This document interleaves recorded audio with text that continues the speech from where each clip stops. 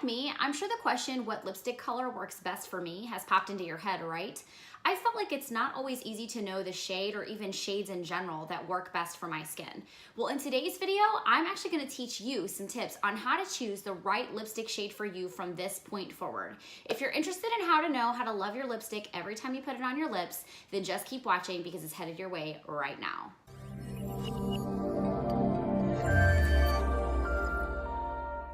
Hi y'all, and welcome back to my channel. If you've been here for a bit, if you are new, I'm so glad that you were here. My name is Caron, and my channel is for those who have felt just a little bit lost in beauty at one time or another.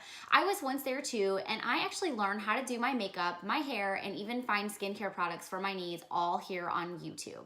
My hope is that you'll consider joining the Reformed Tomboy family, and by subscribing, and then even hitting that notification bell so that you can get alerts on when I upload new videos, which is actually every single Friday. I also have an e-blast that goes out to just my subscribers, and you can join that list below, and I have a link for you in the description box. If you're liking what you're seeing on my channel, go ahead and give this video a thumbs up. That really helps me out. Let's go ahead and jump into today's content though, which is actually going to be all about choosing the right shade of lipstick for you.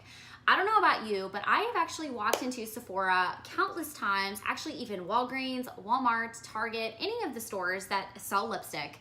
Found a shade that I absolutely just fell in love with right there, hanging on the wall or on the makeup counter, got it home, and I freaking hated the shade. If that has ever happened to you, then hopefully this video will help you out, because my goal today is to teach you how to determine your skin undertone so that you can choose the best shade of lipstick going forward. So let's kind of jump right in. I've got a few tests for you to do, actually 3 that you can do right from the comfort of your home, wherever you're at right now. If you're sitting on the couch watching this video, if you're at your desk watching this video while your boss isn't looking, or if you're in the bathtub with candles lit and this is what you do to relax, hopefully this video will help you figure out how to choose that perfect shade of lipstick. So the first thing let's talk about is skin tone versus skin undertone. Obviously, everyone has a skin tone. We're either light, medium, dark, tan, or we're fair, whatever that is. The cool thing about that is that you and another person can actually be the same skin tone, but it's actually the undertone that makes y'all a bit different.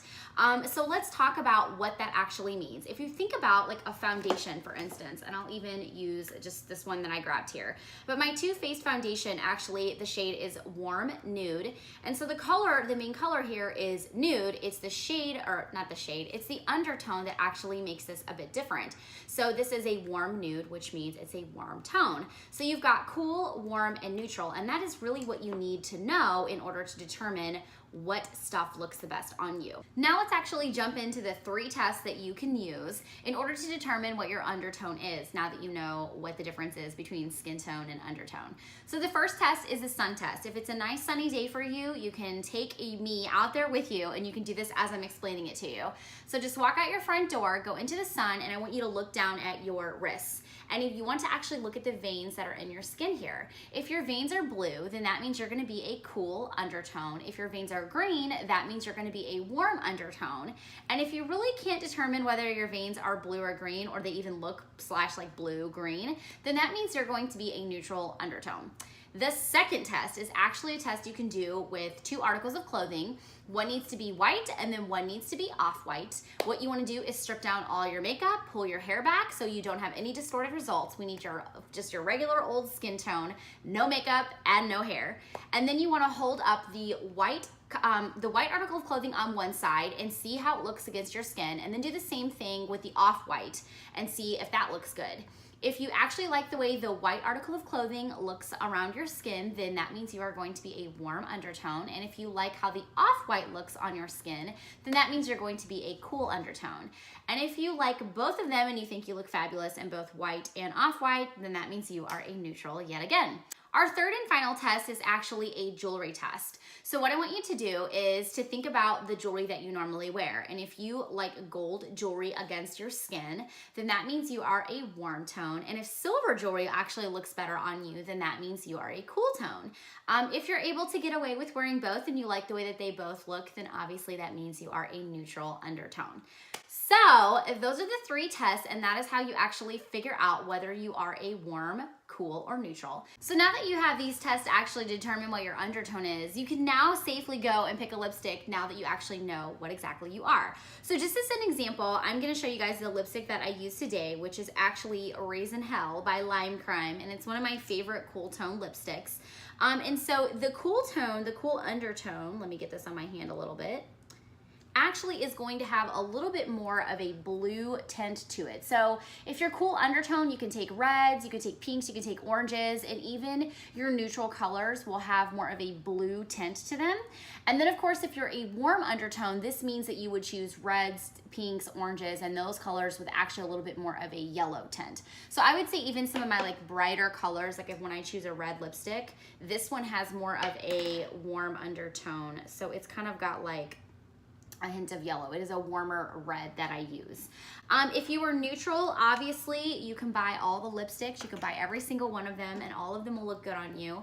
I will say that even though I consider myself a neutral skin tone, so I can get away with wearing things that are cool or warm, it really does depend for me on how dark my skin is based upon the time of year. So I feel like that whenever I'm a little bit more fair complected or not as tan, I feel like I pull off those cooler tones a little bit better.